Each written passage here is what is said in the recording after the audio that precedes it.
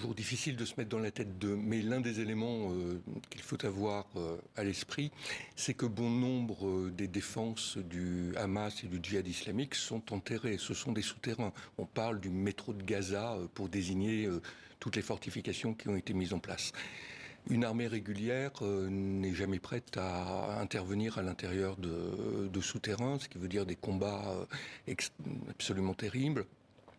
Donc il y a la nécessité bien évidemment pour les Israéliens de réorganiser et de peut-être entraîner leurs hommes à ce type d'opération. Parce qu'ils ne sont plus entrés dans Gaza depuis quand ça? Alors ils sont partis, ils ont évacué à partir de 2005. Il y a eu des opérations militaires. C'est une nouvelle génération de militaires en plus. C'est une nouvelle génération de militaires pour une bonne part. Il y a eu des opérations à 2 reprises avec plomb durci en 2011 et bordure protectrice en 2015, mais qui n'avaient jamais véritablement conduit à la destruction de l'infrastructure du Hamas.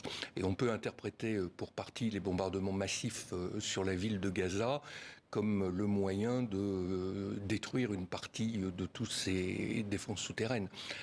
En plus, une armée régulière dans une lutte urbaine n'est jamais en position favorable pour intervenir face à des gens qui connaissent le terrain et puis qui ont les préparé, attendent très certainement eux aussi préparés à cet assaut. Bien évidemment. Dans votre livre, vous revenez le conflit israélo-palestinien en 100 questions.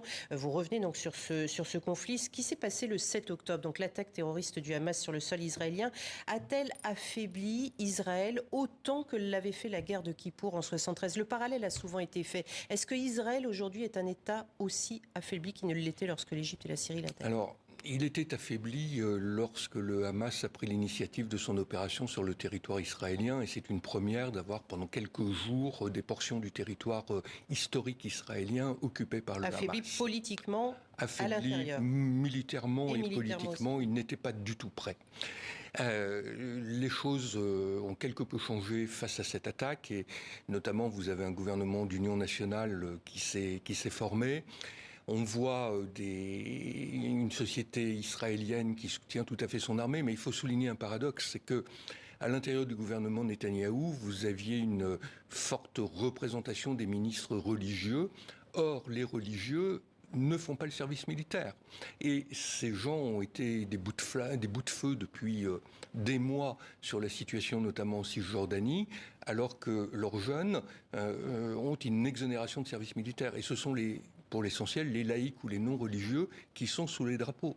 Donc cette société clivée israélienne, elle a là des difficultés qui sont réelles. Bon, et ça va modifier considérablement, y compris le jeu politique interne. Ce matin, les États-Unis annoncent que leur navire destroyer qui opère dans le nord de la mer Rouge, a abattu hier 3 missiles, plusieurs drones également, se dirigeant potentiellement vers les cibles en Israël, lancés, je cite là le Pentagone, vers le nord par les rebelles Houthis au Yémen. Rebelles soutenus par l'Iran. Et j'y viens, est-ce que cela accentue la crainte de Washington d'une implication directe de Téhéran dans le conflit entre Israël et le Hamas? Alors de Téhéran, peut-être pas, mais il est à craindre l'ouverture de nouveaux fronts sur la guerre. Au-delà d'Hamas, on a des manifestations sanglantes et des opérations militaires israéliennes en Cisjordanie, à Tul-Karem ce matin, où il y a eu 11 morts dans des manifestations. Et puis, c'est la crainte de l'ouverture de nouveaux fronts. Sur le front libanais. Le front d'abord du sud, avec les Houthis, et de l'autre côté le nord. Et depuis 7 heures ce matin, ça a été dit dans votre reportage, on a une ville de plus de 20 000 habitants israéliens qui est en cours d'évacuation alors qu'elle est à 5 km de la frontière libanaise. L'Iran qui mènerait une guerre par procuration, soutenant le Hezbollah, le Hamas, le djihad islamique, Alors, de toute façon, toutes les organisations que vous citez bénéficient de l'aide militaire et financière de l'Iran depuis des années. Guerre par procuration, c'est une interprétation que l'on peut retenir. En tout cas, il semble vrai que sans le feu vert de l'Iran, le Hezbollah ne va pas bouger.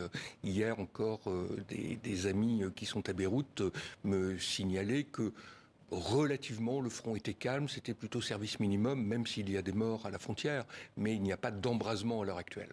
S'il n'y avait pas eu les accords d'Abraham en 2020, cette volonté de normaliser les relations diplomatiques entre Israël et certains pays arabes, on n'en serait pas à la situation d'aujourd'hui?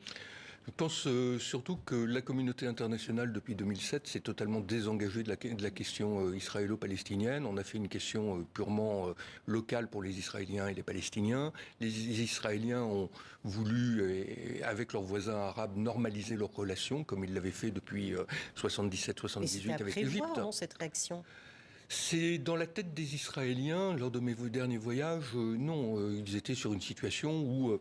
Bon, c'est un conflit de basse intensité, il suffit de tondre la pelouse de temps en temps.